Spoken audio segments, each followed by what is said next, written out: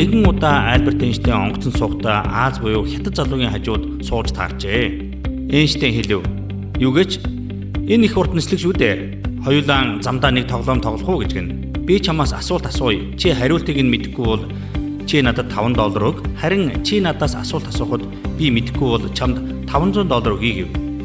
Энэ санд залууд маш боломжийн санагдсан тул за тэгье та эхлэх үү гэж гэн. Альберт Эйнштейн түүнээс дэлхийгээс сар хэр хол вэ гэж асуухад залуу хариулж чадсангүй. Эйнштейн $5 авав.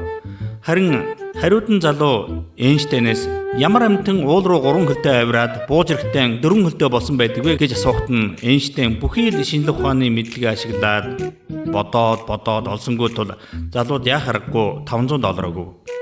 Дараа нь Эйнштейн дараагийн асуултаа асуухаас өмнө би чамаас нэг зүйл асууя. Тэгээд 3 хөлтэй авираад 4 хөлтэй бууж ирдэг амтэн чинь юу юм бэ гэж асуухад нь залуу өгд өгөө төрөвч явахад Эйнштейн $5 гаргаж өгсөн гэдэг.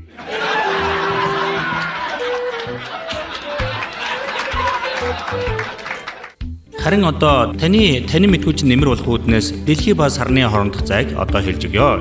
Энэ зай ойролцоогоор 384,400 км байдаг юм байна. Гэхдээ сар дэлхийг тойрдог зам нь төгс дугуй биш тул зай нь байнга өөрчлөгдөж байдаг. Хамгийн ойр зай нь ойролцоогоор 363,300 км, харин хамгийн хол зай нь ойролцоогоор 405,500 км байдаг юм.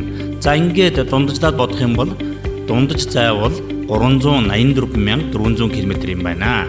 За энийг харин энгийн ойлголтоор харьцуулан үзэх юм бол хэрвээ та автомашинаар ойролцоогоор 100 км/цагийн хурдтайгаар тасралтгүй явбал сар хүрэхэд ойролцоогоор 160 өдөр шаардлагадна. Харин алдарт Аполло 11 хөлөг дэлхийгээс сар руу нисэхдээ ойролцоогоор 3 хоногийг зарцуулжээ. Хөтлөгч Шилтэ Баги